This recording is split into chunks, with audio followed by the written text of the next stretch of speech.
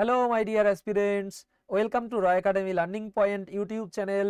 বন্ধুরা, railway group D 2022-এ যে 99টা শিফটে পরীক্ষা হয়েছিল তার সবগুলি শিফটের জেনারেল সায়েন্সের কোশ্চেন আমি আলোচনা করে দিচ্ছি। এটি এই সিরিজের পার্ট 2 এর ভিডিও। এই ভিডিওতে আমি 26/8/2022-এর থার্ড শিফটের সবকটি জেনারেল সায়েন্সের কোশ্চেন আলোচনা করে দেব। এছাড়াও এই ভিডিওটির মাধ্যমে তোমরা জানতে পারবে রেলের পরীক্ষায় কেমন জেনারেল নলেজ এবং কারেন্ট অ্যাফেয়ার্সের প্রশ্ন আসে। তো ভিডিওটি তোমাদের আপকামিং রেলের পরীক্ষার জন্য খুব ইম্পর্টেন্ট, তাই প্রথম থেকে শেষ পর্যন্ত দেখবে। আর চ্যানেলে নতুন হয়ে থাকলে চ্যানেলটিকে সাবস্ক্রাইব করার পরে পাশে আসা বেল আইকনটিকে অল অপশনে সেট করে নেবে। ঠিক আছে, তো চলো শুরু করা যাক। সবার প্রথমে 1 নম্বর প্রশ্ন। প্রশ্নের কোনটা সঠিক অ্যান্সার সেটা এখানে দেয়া ছিল, যেহেতু অফিসিয়াল আনসার কি থেকেই আমি সমাধান করাচ্ছি, তো সেটা আমি হাইড করে দিয়েছি যাতে তোমরা যারা আগে থেকে প্রিপারেশন নিচ্ছ তারা এই কোশ্চেনগুলির মধ্যে কতগুলো কোশ্চেনের অ্যান্সার নিজেরা করতে পারো সেটা চেক করে নিতে পারো, অর্থাৎ তোমাদের প্রিপারেশন কোন পর্যায়ে আছে সেটা চেক করে নিতে পারো। তো ভিডিওটি নতুন এবং পুরনো সকল অ্যাসপিরেন্টদের জন্য খুব ইম্পর্টেন্ট, তাই বিভিন্ন স্টাডি গ্রুপে ভিডিওটিকে শেয়ার করে দেবে। ঠিক আছে, তো বলেছে পাইরুভেট মানবদেহে কোথায় সবাত শ্বসনের প্রক্রিয়ার মধ্য দিয়ে যায়। তো কি অ্যান্সার হবে? দেখো, আমরা জানি যে গ্লুকোজ তোমার সাইটোপ্লাজমের মধ্যে ভেঙে গিয়ে গ্লুকোজ সাইটোপ্লাজমের মধ্যে ভেঙে গিয়ে তোমার 3 কার্বন মৌলযুক্ত পাইরুভিক অ্যাসিড অর্থাৎ পাইরুভেট উৎপন্ন করে। ঠিক আছে, এবং এই পাইরুভেট আবার কি হয় মাইটোকন্ড্রিয়ার মধ্যে, এই পাইরুভেট আবার মাইটোকন্ড্রিয়ায়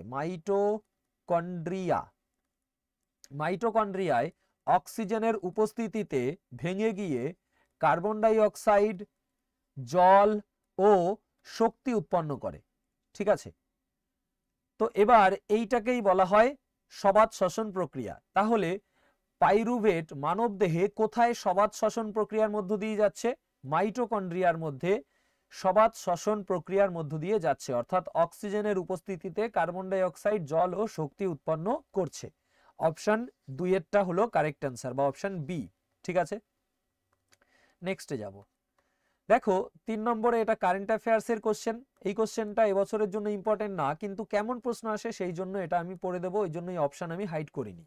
তো কি বলেছে খেলাধুলায় ডোপিং বিরোধী কার্যকলাপ নিয়ন্ত্রণ করতে কে সংসদে একটি খসড়া বিল রূপে জাতীয় ডোপিং বিরোধী বিল 2021 পেশ করেছে? অনুরাগ ঠাকুর। ঠিক আছে, তো নেক্সট কোশ্চেনে যাব। দেখো 4 নম্বর, এটা সায়েন্সের কোশ্চেন। বলেছে একটি তামার তারের বিভব পার্থক্য 2 ভোল্ট যখন 0.4 অ্যাম্পিয়ার তড়িৎ প্রবাহ এটার মধ্য দিয়ে যায় তারটি রোধ হলো। তো কি আনসার হবে কমেন্ট করো। দেখো 2 ভোল্ট বলেছে তোমার বিভব পার্থক্য, তো 2 ভোল্ট আর তোমার তড়িৎ প্রবাহ আই কত? 0.4 অ্যাম্পিয়ার চেয়েছে আর এর মান। আর সমান সমান আমরা জানি ভি বাই আই, তো ভি কত? 2 আর আই হলো 0.4। পয়েন্ট যদি উঠিয়ে দেই তাহলে পয়েন্টের পরে একটা সংখ্যা, তাই 10 গুণ হয়ে যাবে, অর্থাৎ এটা 20 হয়ে যাবে। তো 4 দিয়ে কাটলে 4 5 20, অর্থাৎ 5 ওহম হলো আমাদের অ্যান্সার। রোধ হয়ে যাবে 5 ওহম। ঠিক আছে, নেক্সট 5 নম্বর প্রশ্ন। প্রশ্নটিতে বলেছে মিথেন ও ক্লোরিন গ্যাস থেকে মিথাইল ক্লোরাইডের সৃষ্টি কোন ধরনের বিক্রিয়া? তো মিথেন ও ক্লোরিন গ্যাস থেকে বলেছে, মিথেন মানে CH4 এর সাথে ক্লোরিন Cl2, এই দুটো থেকে তোমার কি উৎপন্ন হচ্ছে? মিথাইল ক্লোরাইড মানে CH3Cl এর সাথেই আমাদের HCl উৎপন্ন হয়। কি উৎপন্ন হয়? HCl, CH3Cl ও HCl মানে মিথাইল ক্লোরাইড এবং হাইড্রোজেন ক্লোরাইড উৎপন্ন হয়। তো এটা কোন ধরনের বিক্রিয়া? কোন ধরনের বিক্রিয়া? প্রতিস্থাপন বিক্রিয়া। দেখো মিথেন CH4 ছিল, সেখানে CH3, ক্লোরিন Cl চলে আসলো, তাহলে প্রতিস্থাপন হলো, অর্থাৎ এটা আমাদের প্রতিস্থাপন বিক্রিয়া। মিথেনের সাথে ক্লোরিন গ্যাসের বিক্রিয়ায় মিথাইল ক্লোরাইড এবং হাইড্রোজেন ক্লোরাইড উৎপন্ন হচ্ছে। নেক্সট, এবার দেখো এটা কারেন্ট অ্যাফেয়ার্স এর কোশ্চেন। কেমন কোশ্চেন ছিল দেখে নাও। বলেছে 2021 সালের সেপ্টেম্বর মাসে কোন রাজ্য সরকার মিশন শক্তির 3য় পর্যায়ে নির্ভয়া এক পহল প্রকল্প চালু করেছে? তো উত্তরপ্রদেশ রাজ্য সরকার। নেক্সট। আচ্ছা, এই একটা কারেন্ট অ্যাফেয়ার্স এর কোশ্চেন কেমন ছিল দেখে নাও। বলেছে 2022 সালের মার্চে ভারতের প্রথম সম্পূর্ণ মহিলা মালিকানাধীন শিল্প উদ্যানটি হায়দ্রাবাদে শুরু হয়েছিল। এই পার্কটি তেলেঙ্গানা সরকারের সহযোগিতায় কোন সংস্থা দ্বারা উন্নীত করা হয়েছে? তো FICCI লেডিজ অর্গানাইজেশন দ্বারা এটি উন্নীত করা হয়েছে। তো এরকম প্যাটার্নেরই কারেন্ট অ্যাফেয়ার্স কিন্তু আবার আসবে। ঠিক আছে, পরবর্তী প্রশ্নে যাব আমি। এবারে 17 নম্বর প্রশ্ন। প্রশ্নটিতে কি বলেছে? বলেছে মানব দেহে শ্বাস গ্রহণ সম্পর্কিত নিম্নে প্রদত্ত বিবৃতিগুলির মধ্যে একটি ছাড়া সবকটি সঠিক, কোনটি সঠিক নয়? তো আমরা যখন শ্বাস গ্রহণ করি তখন কি কি হয়, কোনগুলো সঠিক আর কোনটা সঠিক নয় সেটা জানতে চেয়েছে। সঠিক নয় কোনটা দেখি। সবার ফার্স্টে অপশন এতে বলেছে পাঁজর অভ্যন্তরে চালিত হয়, মধ্যচ্ছদা উত্থিত হয়। একদম ভুল, এটা আমাদের হয়ে যাবে অ্যান্সার। তাহলে অপশন এ কারেক্ট অ্যান্সার।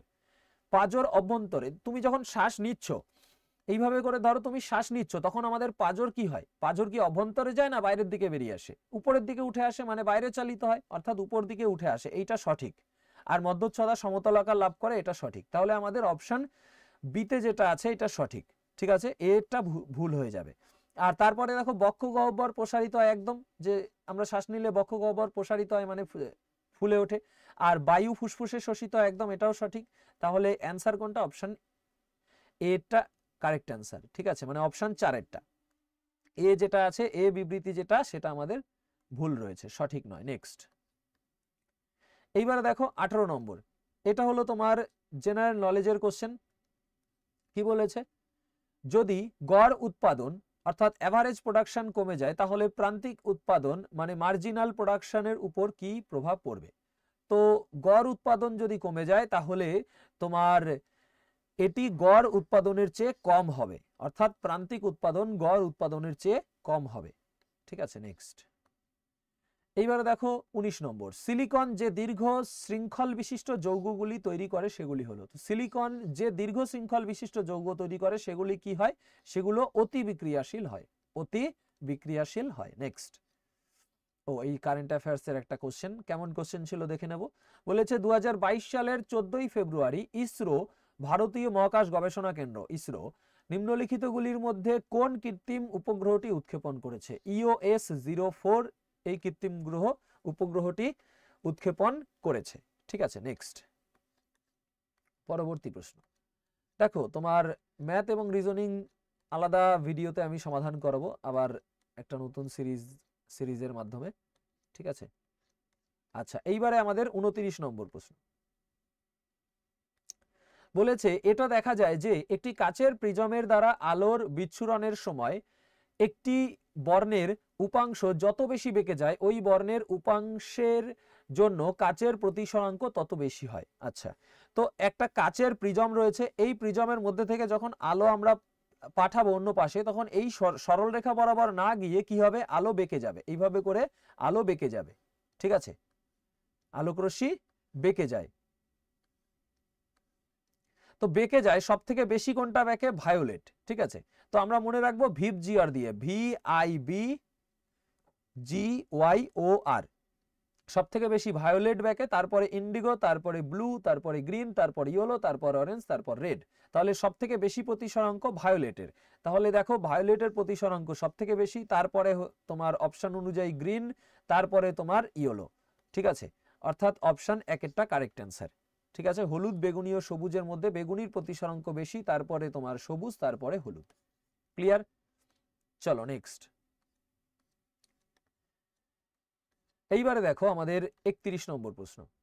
বলেছে নিচের কোন বিক্রিয়াটিকে দ্বি প্রতিস্থাপন বিক্রিয়া হিসাবে মানা হবে? তো এখানে আমরা অপশন 1-এ দেখতে পাচ্ছি H2CO3 CO2 আর H2 উৎপন্ন হচ্ছে, তো এটা হচ্ছে বিয়োজন বিক্রিয়া, একটা থেকে দুটো মৌলে ভেঙে যাচ্ছে, বিয়োজন। আর পরেরটা যদি আমি দেখি এইটাই হয়ে যাবে আমাদের অ্যান্সার, এইটা হলো দ্বি প্রতিস্থাপন বিক্রিয়া। কি ছিল? ছিল তোমার হাইড্রোজেন ক্লোরাইডের সাথে তোমার পটাশিয়াম অক্সাইড, পটাশিয়াম হাইড্রোক্সাইড। তো দেখো তোমার হাইড্রোজেন কি হচ্ছে? হাইড্রোজেনকে সরিয়ে দিয়ে তোমার ক্লোরাইড কি হচ্ছে? পটাশিয়ামের সাথে যুক্ত হয়ে যাচ্ছে, পটাশিয়াম ক্লোরাইড, আর জল উৎপন্ন হচ্ছে। ঠিক আছে, তার মানে তোমার Cl K এর সাথে চলে যাচ্ছে, H OH এর সাথে চলে যাচ্ছে। তো এটা আমাদের হয়ে যাচ্ছে কি দ্বি প্রতিস্থাপন বিক্রিয়া। ঠিক আছে, নেক্সট। এবারে 35 নম্বর। এখানে আমাদের এটাও সায়েন্সের কোশ্চেন রয়েছে, তো সায়েন্সেরই এনভায়রনমেন্টের একটা কোশ্চেন। তো কোশ্চেনটাতে কি বলেছে, বলেছে বজ্রমুক্ত করার প্রথম ধাপ হলো পৃথকীকরণ। বিভিন্ন বিভাগে বর্জ্যের পৃথকীকরণ সম্পর্কে ভুল উত্তরটি নির্বাচন করুন। তো এই চারটে অপশনের মধ্যে কোনটা ভুল সেটা জানতে চেয়েছে। তো প্রথমে কি বলেছে, বলেছে এটি বজ্রভূমিতে জমা হওয়া বজ্রের পরিমাণ বৃদ্ধি করে। এটা আমাদের ঠিক নয়, এটা ভুল। তো এইটাই আমাদের হয়ে যাবে কারেক্ট অ্যান্সার। ঠিক আছে, এইটা আমাদের হয়ে যাবে কারেক্ট অ্যান্সার। বাকিগুলো তোমার সঠিক এখানে দেয়া রয়েছে। বলে দিয়েছে কি বজ্র মুক্ত করার প্রথম ধাপ পৃথকীকরণ। তো পৃথকীকরণ আমরা যদি বজ্র যদি পৃথক করি, ভেজা বজ্র শুকনো বজ্র যদি আমরা পৃথক করি, তাহলে তোমার জমা হওয়া বজ্রের পরিমাণ বৃদ্ধি তো পাবে না, হ্রাস পাবে, কারণ আমরা আগের থেকেই বজ্র পৃথক করে দিচ্ছি। ঠিক আছে, তো হ্রাস পাবে, এখানে আমাদের বৃদ্ধি করে বলেছে, তার মানে এটা ভুল হচ্ছে। দুইয়ে দেখো এটা সঠিক কেন, কারণ পৃথকীকরণ বর্জ্যের অপসারণে ব্যয়িত অর্থের পরিমাণ কম করতে সাহায্য করে। একদম। এটি সেই বস্তুগুলিকে শনাক্ত করতে সাহায্য করে যা আয়ের জন্য বিক্রি করা যেতে পারে। একদম, যেগুলোকে রিসাইকেল করা যায় সেগুলো শনাক্ত করতে সাহায্য করে এই পৃথকীকরণ পদ্ধতি। আর এটি পুনর্ব্যবহারযোগ্য বস্তুগুলির সম্পূর্ণ অপসারণ রোধ করে। একদম, যদি আগে থেকেই পৃথক করা হয় তাহলে যেগুলো পুনর্ব্যবহারযোগ্য সেগুলো অপসারণ করা রোধ করবে, মানে ফেলিয়ে দেওয়া রোধ হবে। তার মানে আমাদের কি হয়ে যাচ্ছে, অপশন 1-এরটা অ্যান্সার হয়ে যাচ্ছে। নেক্সট। এইবারে দেখো এটা 37 নম্বর। এটাও সায়েন্সের কোশ্চেন। বলেছে বন সংরক্ষণের ক্ষেত্রে বড় ব্যবসায় অংশীদাররা একটি গুরুত্বপূর্ণ ভূমিকা পালন করে। নিম্নলিখিত মধ্যে কারা অরণ্যের অংশীদার নন? কারা অরণ্যের অংশীদার নন? তাহলে অপশন 1-এ কি বলেছে, যে সকল মানুষেরা জঙ্গলে ও তার পার্শ্ববর্তী এলাকায় বাস করেন ও বনজ সম্পদের উপর নির্ভর করেন। তো এটা কি এরা কি তোমার অরণ্যের উপর অংশীদার নেই? না, এদের অরণ্যের উপর অংশীদারিত্ব রয়েছে। তো এটা আমাদের অ্যান্সার হবে না। বলেছে বন্য পশু ও প্রকৃতি প্রেমীরা, তো এটাও হবে না। শহর অঞ্চলে যে সকল মানুষেরা বাস করে, এই যে এইটা হয়ে যাবে অ্যান্সার। শহর অঞ্চলে যে সকল মানুষেরা বাস করে তারা অরণ্যের অংশীদার নন। ঠিক আছে, নেক্সট। আচ্ছা, এটা কি ছিল?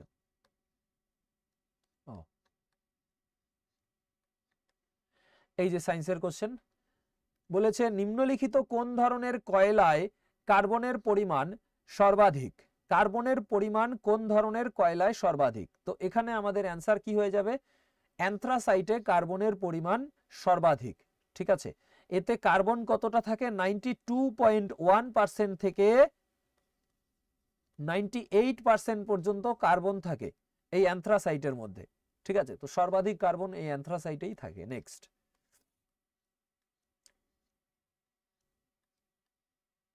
আচ্ছা, এবারে দেখো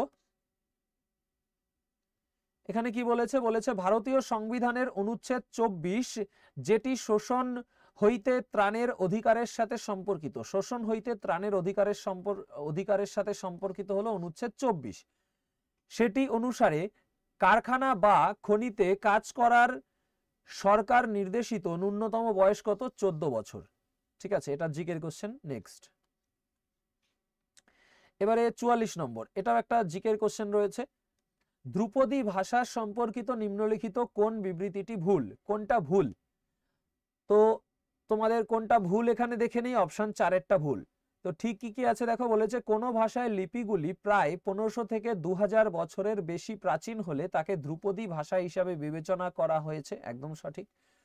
সাহিত্যমূলক ঐতিহ্যটি অকৃত্রিম ও অন্য ভাষা গোষ্ঠীর থেকে গ্রহণ করা নয় এমন একটি ভাষার ক্ষেত্রে সেটিকে ধ্রুপদী ভাষা বলা হবে। একদম। ধ্রুপদী ভাষা ধ্রুপদী ভাষা ও সাহিত্য আধুনিক ভাষা থেকে যদি পৃথক হয় তবে সেই ভাষাকে ধ্রুপদী ভাষা বলা হবে। এটাও আমাদের কি সঠিক। ভুল কোনটা?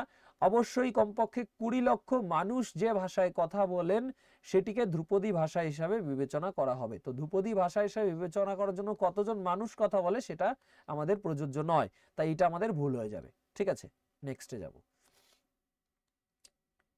নেক্সট দেখো এই যে কারেন্ট অ্যাফেয়ার্স এর কোশ্চেন ছিল। কেমন কোশ্চেন দেখে নাও, কোন প্যাটার্ন আসবে এবারেও এরকমই আসবে।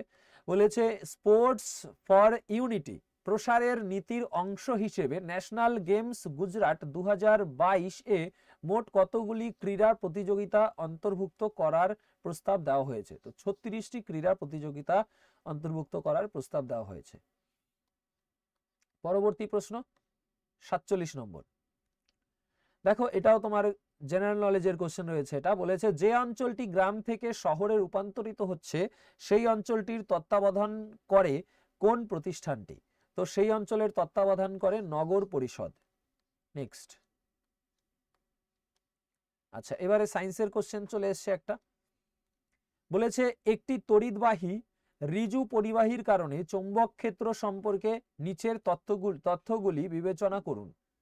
তো এতে বলেছে একটি বিন্দুতে কম্পাসের কাঁটার দক্ষিণ মেরুর দিকটি ওই বিন্দুতে চৌম্বক ক্ষেত্রের দিক নির্দেশ করে। একদমই এটা আমাদের ভুল রয়েছে, এটা আমাদের ভুল তথ্য। দেখো আমরা জানি চুম্বক শলাকার মাধ্যমে আমরা কি করি, চুম্বক শলাকার মাধ্যমে কম্পাসের দিক নির্ণয়, নর্থ সাউথ, তাই তো। তো এই যে চুম্বক শলাকা আমরা দেখছি, এই চুম্বক শলাকার যে উত্তর মেরু রয়েছে সেই উত্তর মেরু চৌম্বক ক্ষেত্রের দিক নির্দেশ করে, দক্ষিণ মেরু করে না, উত্তর মেরু করে। ঠিক আছে, তাহলে এটা আমাদের ভুল হবে। বিতে বলেছে যে যদি পরিবাহীতে তড়িৎ প্রবাহের দিক বিপরীতমুখী হয় তাহলে চৌম্বক ক্ষেত্রের দিক বিপরীতমুখী হয়। এটা একদম সঠিক আছে। তো অ্যান্সার হয়ে যাবে কেবলমাত্র বি। দেখো এখানে আমাদের কি বলেছে, দেখো এটা বোঝো, এই একটা পরিবাহী, ঠিক আছে, এটা একটা তড়িৎ পরিবাহী। এখানে আমি একটা হাত এঁকে তোমাদের বোঝাচ্ছি।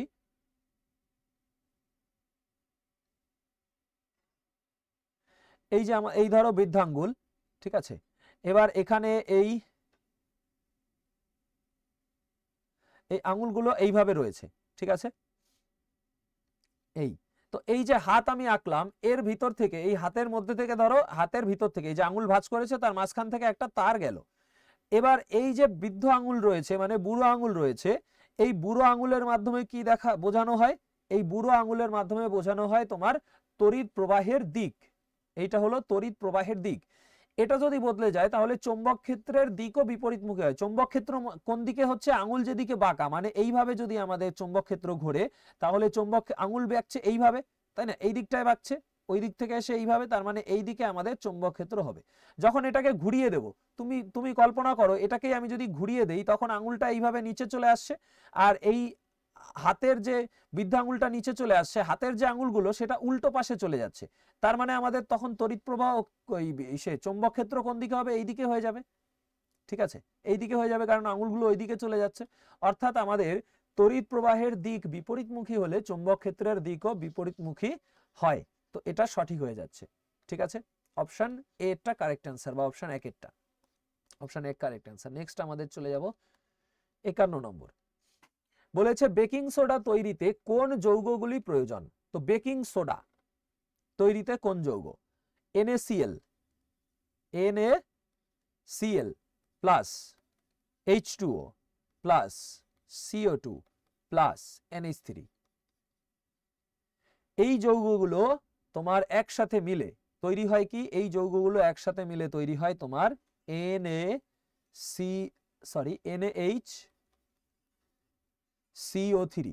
NaHCO3 প্লাস NH4Cl, ঠিক আছে।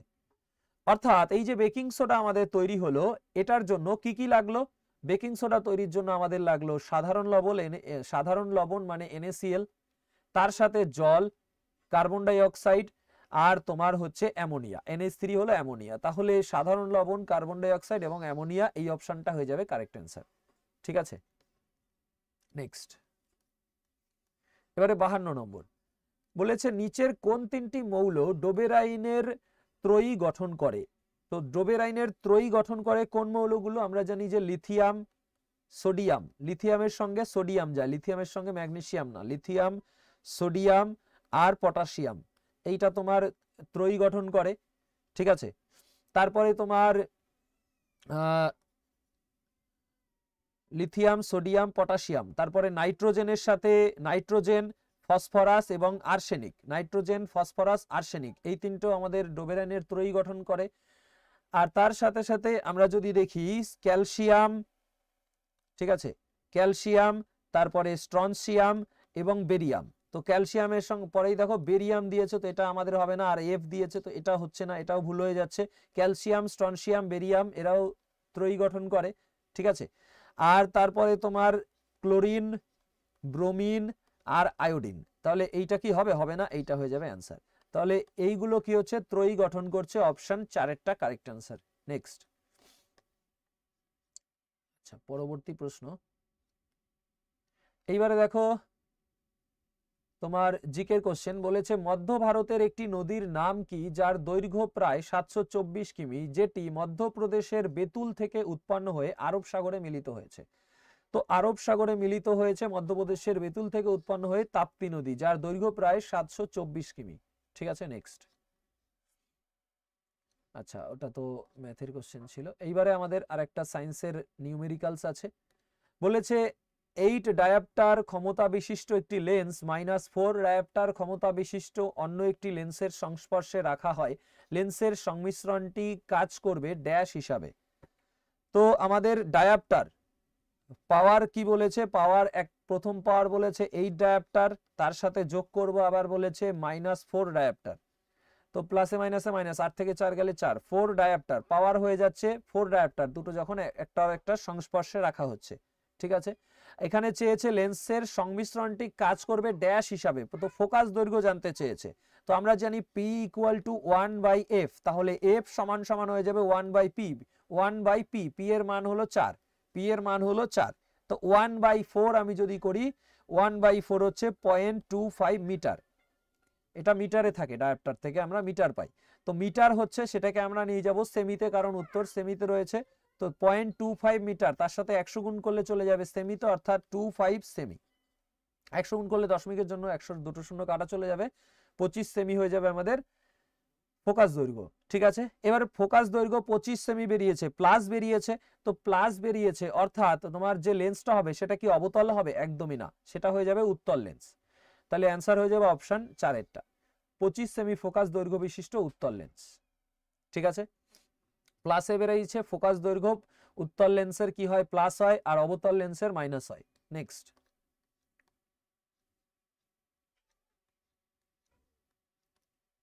আচ্ছা, এইবারে দেখো আরো একটা নিউমেরিক্যালস আছে।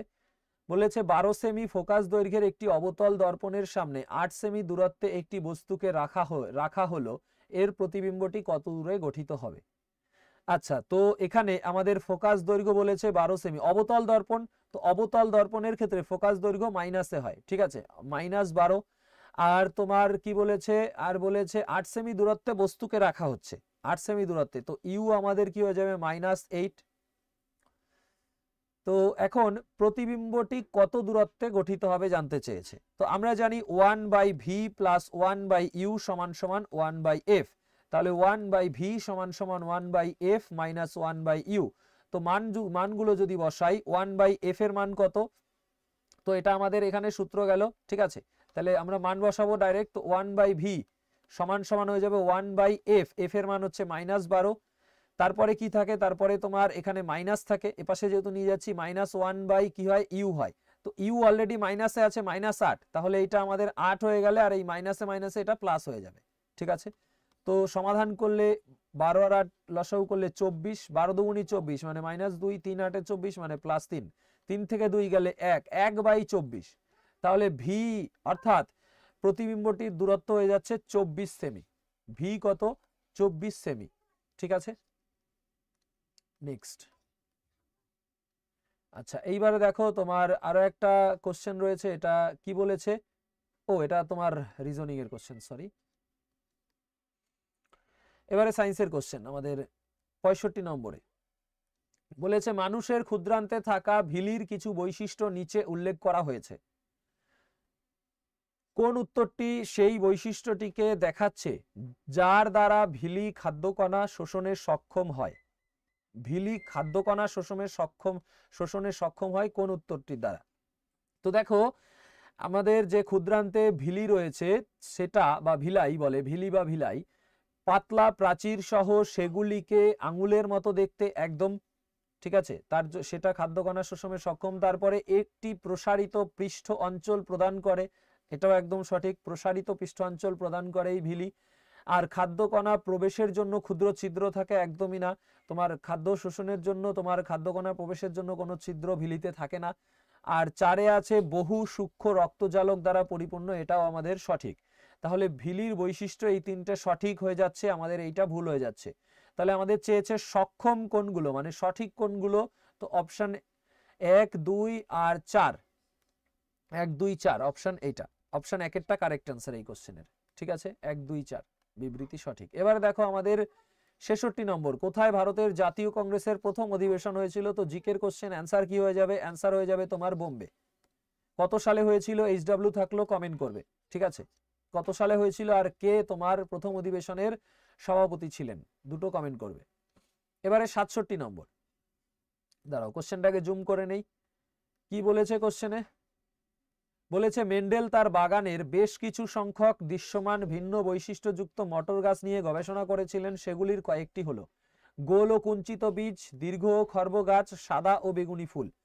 তো নিম্নলিখিতর মধ্যে কোনটি মটর গাছের প্রচ্ছন্ন বৈশিষ্ট্য? তো প্রচ্ছন্ন বৈশিষ্ট্য কি হয়ে যাবে? প্রচ্ছন্ন বৈশিষ্ট্যের মধ্যে আমাদের বেগুনি তো আসবে না, বেগুনি আসবে না, হয়ে যাবে সাদা। ঠিক আছে, সাদা আর কুঞ্চিত হবে, কুঞ্চিত, খর্ব ও সাদা, এটা হয়ে যাবে প্রচ্ছন্ন বৈশিষ্ট্য। ঠিক আছে, কুঞ্চিত, খর্ব আর সাদা প্রচ্ছন্ন বৈশিষ্ট্য। ঠিক আছে, এবার এই মেন্ডেল যে পরীক্ষা করেছিল এটা নিয়ে তোমার একটা, এই কোশ্চেনটা বোঝাতে গেলে এর একটা পুরো চ্যাপ্টারই হয়ে যাবে, মানে একটা বড় ক্লাস হয়ে যাবে। তো আমি অন্য ক্লাসে যখন আমি চ্যাপ্টার ওয়াইজ ক্লাস করাবো তখন বোঝাবো পুরো আরো ডিটেলসে। ঠিক আছে, এবারে বলেছে যীশু খ্রিস্টের জীবনী যে বইটির মধ্যে লিপিবদ্ধ আছে সেটি ড্যাশ নামে পরিচিত? সেটি তোমার গসপেলস নামে পরিচিত, গসপেলস। অপশন 1এরটা কারেক্ট অ্যান্সার, জিকের কোশ্চেন ছিল। নেক্সট, এবারে 70 নম্বর সায়েন্সের কোশ্চেন একটি বলেছে উচ্চ ঘনত্বযুক্ত অঞ্চল থেকে কম ঘনত্বযুক্ত অঞ্চলের দিকে একটি পদার্থের স্বতঃস্ফূর্ত চলন প্রক্রিয়াটিকে কি বলা হয়? মানে ধরো ধূপকাঠি জ্বালিয়ে দিলে তোমার গন্ধটা সারা ঘরে ছড়িয়ে পড়ে, তার মানে উচ্চ ঘনত্ব থেকে কম ঘনত্বের জায়গায় ছড়িয়ে পড়ছে সেই ধোঁয়াটা, তাহলে সেটাকে আমরা কি বলি? সেটাকে আমরা ব্যাপন বলি। সেটাকে কি বলি? ব্যাপন বলি। ঠিক আছে, নেক্সট, এবারে 71 নম্বর, নিম্নে উল্লেখিত কোন দেশ থেকে ভারতীয় সংবিধানে বাণিজ্যের স্বাধীনতার বৈশিষ্ট্য নেওয়া হয়েছে? তো বাণিজ্যের স্বাধীনতার বৈশিষ্ট্য নেওয়া হয়েছে তোমার অপশন 1এরটা, অস্ট্রেলিয়া থেকে। নেক্সট,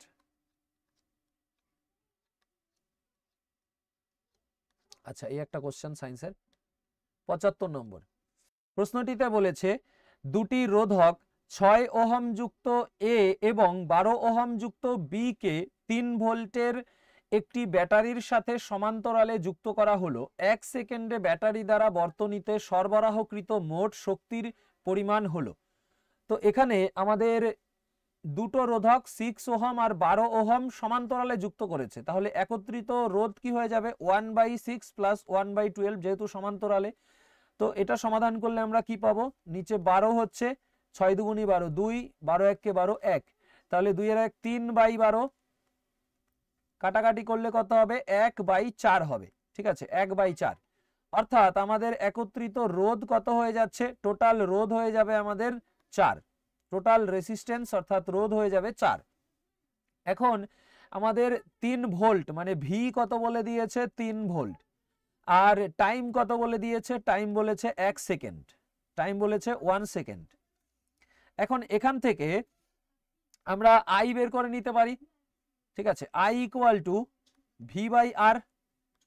ভি কত? 3, আর কত তোমার? আর হলো 4। তো আই বের করে নিলাম। তাহলে চেয়েছে কি মোট শক্তির পরিমাণ, মোট শক্তি। তো মোট শক্তি H equal to I square R T, I square R T, এটা দিয়েও আমরা করতে পারি, আরও ফর্মুলা রয়েছে, এইটা দিয়ে করতে পারি।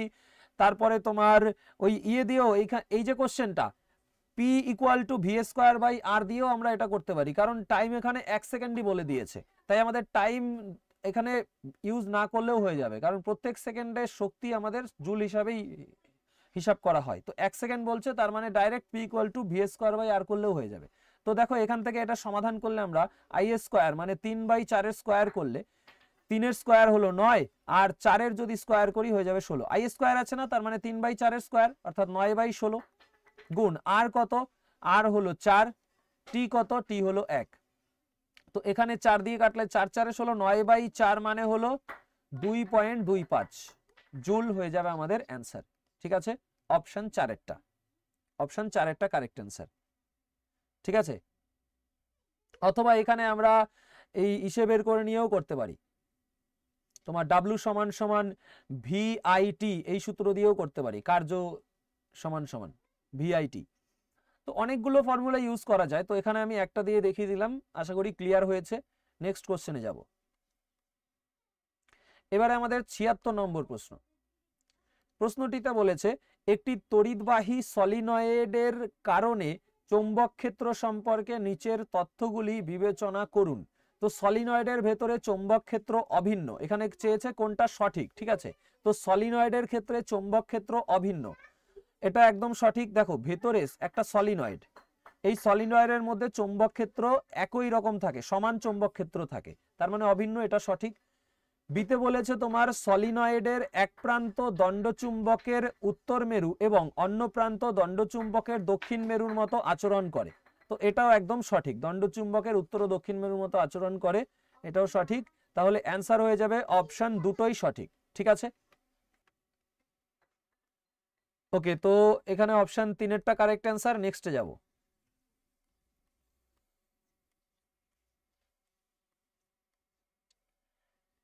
আচ্ছা, এটা এটা দেখো ম্যাথের কোশ্চেন, তাও এটা মুছেছি, আমি ভেবেছি সায়েন্সের বিবৃতির কোশ্চেন, থাক এটা পরে অন্য ম্যাথের ক্লাসে করাবো। এইটা সায়েন্সের কোশ্চেন, বিবৃতি দেয়া আছে।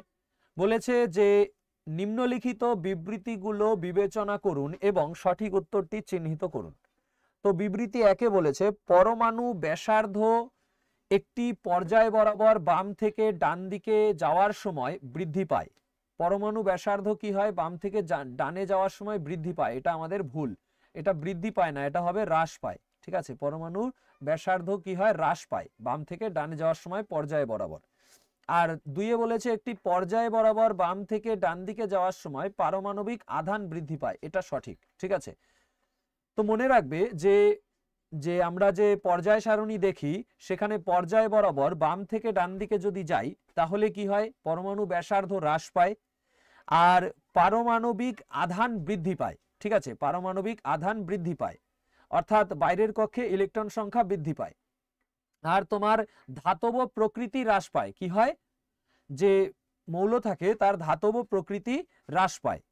ঠিক আছে, আর অক্সাইডগুলো অধিক আম্লিক হয়, অক্সাইডগুলো অধিক আম্লিক হয় যত আমরা বাম থেকে ডান দিকে যাব। তো আমাদের অ্যান্সার এই কোশ্চেনে হয়ে যাচ্ছে কেবলমাত্র বিবৃতি 2 সঠিক। নেক্সট,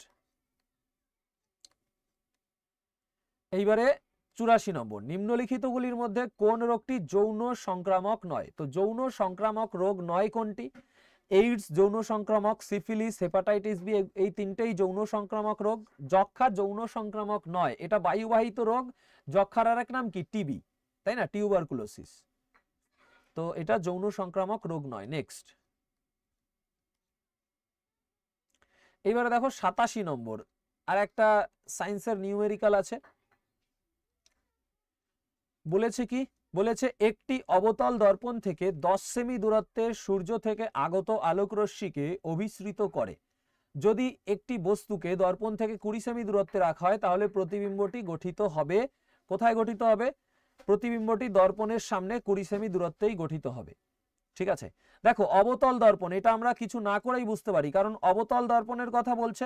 এবার এখানে তোমার বলেছে কি 10 সেমি দূরত্বে সূর্য থেকে আগত আলোক রশ্মি, তার মানে ফোকাস দৈর্ঘ্য কত, 10 সেমি, আর বস্তুটিকে রাখা হচ্ছে তোমার 20 সেমিতে, 20 সেমিতে রাখা হচ্ছে, মানে কি তোমার বক্রতা কেন্দ্রে রাখা হচ্ছে। তাহলে বক্রতা কেন্দ্রে যখন বস্তুকে রাখা হয়, সেই বস্তুটা কি হয়, সেই বস্তুটা সেখানেই তোমার প্রতিবিম্ব তৈরি করে এবং কি হয়, উল্টো প্রতিবিম্ব তৈরি হয়, আর প্রতিবিম্বের আকার বস্তুর আকারের সমান হয়। তো এখানে জানতে চেয়েছে প্রতিবিম্বটি গঠিত হবে কোথায়, তো প্রতিবিম্বটি 20 সেমি দূরেই গঠিত হবে এবং একই আকারের হবে আর উল্টো হবে। ঠিক আছে, নেক্সটে যাব। এইবারে 88 নম্বর প্রশ্নটিতে বলেছে নিম্নলিখিত বিবৃতিগুলো বিবেচনা করুন এবং সঠিক উত্তরটি চিহ্নিত করুন। বিবৃতি 1-এ আছে তীব্র অ্যাসিড এবং একটি তীব্র ক্ষারকের লবণ 7 pH মাত্রায় প্রশমিত হয়। তো এটা একদম সঠিক। দেখো তীব্র অ্যাসিড ও তীব্র ক্ষারকের লবণ কি হয়, প্রশমিত লবণ উৎপন্ন করে, আর প্রশমিত লবণের পিএইচ ভ্যালু কি হবে, 7 হবে। এটা একদম সঠিক রয়েছে। বিবৃতি 2 বলেছে একটি তীব্র অ্যাসিড এবং একটি মৃদু ক্ষারকের লবণ 7-এর কম পিএইচ মাত্রায় আম্লিক হয়। তো এটাও একদম সঠিক। আম্লিক হচ্ছে কারণ তোমার অ্যাসিডটা তীব্র ছিল, তাই অ্যাসিডিক অর্থাৎ আম্লিক হচ্ছে, আর মৃদু ক্ষারক ছিল, তো যেহেতু আম্লিক হচ্ছে তাই পিএইচ ভ্যালু কি হয়ে যাবে, 7-এর কম হবে। এখানে আরো একটা বিবৃতি হতে পারে এরকম ভাবে যে একটি তীব্র ক্ষারক লবণ, তীব্র ক্ষারকের লবণ এবং মৃদু অ্যাসিড 7-এর বেশি পিএইচ মাত্রায় কি হয়, তোমার ক্ষারকীয় হয় বা ক্ষারীয় হয়। ঠিক আছে, কারণ এখানে যেটা ক্ষারকের লবণ আছে সেটা তীব্র, তাই যেটা উৎপন্ন হবে সেটা ক্ষারকীয় লবণ হবে বা ক্ষারীয় লবণ হবে, যার পিএইচ ভ্যালু 7-এর বেশি হবে। ঠিক আছে, তো এই কোশ্চেনের জন্য এখানে দুটোই সঠিক হয়ে যাচ্ছে, অর্থাৎ উভয় বিবৃতি সত্য। নেক্সট,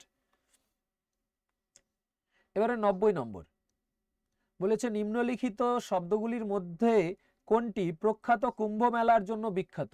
তো কুম্ভ মেলার জন্য বিখ্যাত হলো প্রয়াগরাজে কি হয়, কুম্ভ মেলা হয়। তো এটা কুম্ভ মেলার জন্য বিখ্যাত, যেখানে তোমার এখন কুম্ভ মেলা চলছে, 144 বছর পরে মহাকুম্ভ চলছে এখন, এবং আমি এই মহাকুম্ভে গেছিলাম বলে এই কয়দিন ক্লাস অফ ছিল। ঠিক আছে, এবার আমাদের 91 নম্বর প্রশ্ন বলেছে অতিবেগুনি রশ্মির বিকিরণের উপস্থিতিতে সিলভার এবং ক্লোরিন গ্যাসে পরিণত হয়, এটি কিসের উদাহরণ। তো সিলভার ক্লোরাইড অর্থাৎ 2AgCl এটা থেকে উৎপন্ন হচ্ছে কি 2Ag, মানে সিলভার এবং ক্লোরিন Cl2। ঠিক আছে, সিলভার ক্লোরাইড থেকে সিলভার এবং ক্লোরিন গ্যাস উৎপন্ন হচ্ছে, এটি কিসের উদাহরণ। এটি আমাদের হয় আলোর উপস্থিতিতে। ঠিক আছে, এটি হয় আলোর উপস্থিতিতে, এবং এটি কি হচ্ছে, একটা থেকে দুটো ভেঙে যাচ্ছে, অর্থাৎ বিয়োজন হচ্ছে, অর্থাৎ আলোক বিশ্লেষ্য বিয়োজন বিক্রিয়া। ঠিক আছে, নেক্সটে চলে যাব আমরা।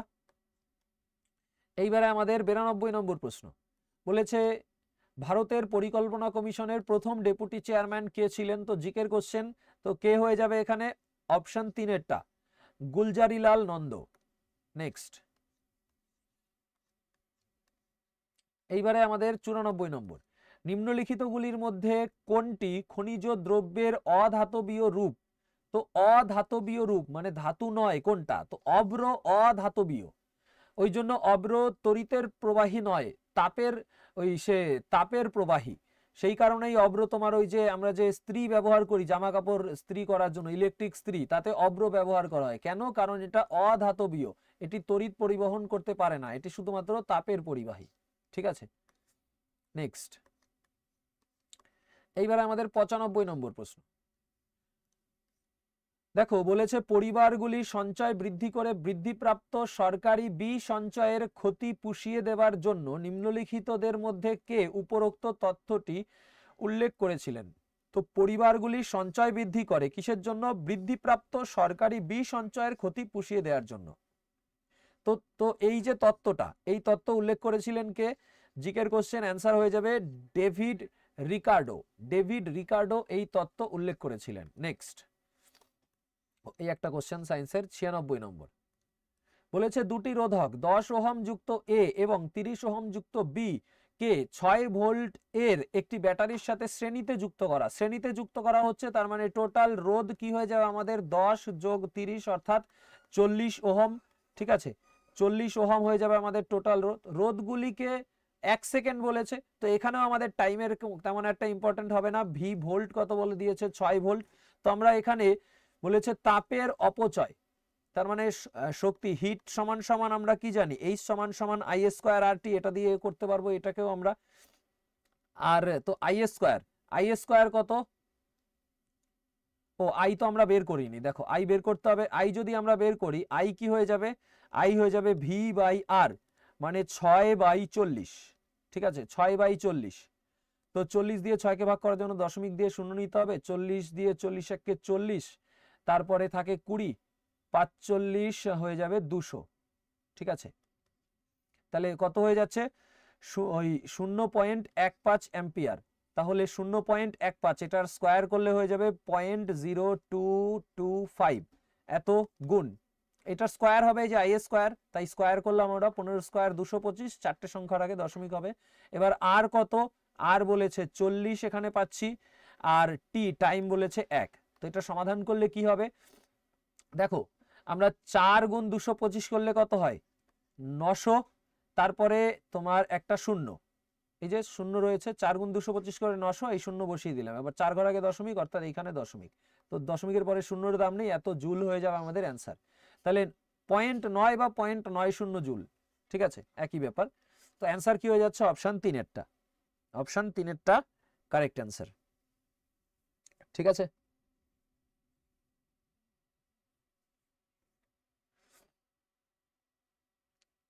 আচ্ছা, নেক্সটে চলে যাব।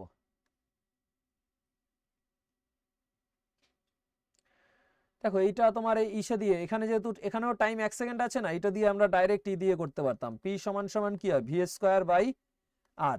তো ভি স্কোয়ার যখনই আমি করতাম 6 ছক 36, আর কত, আর হলো 40, তো 4 দিয়ে 4 নং 36, 4 10 40, মানে 0.9 বেরোতো, ঠিক আছে, 0.9 বেরোতো।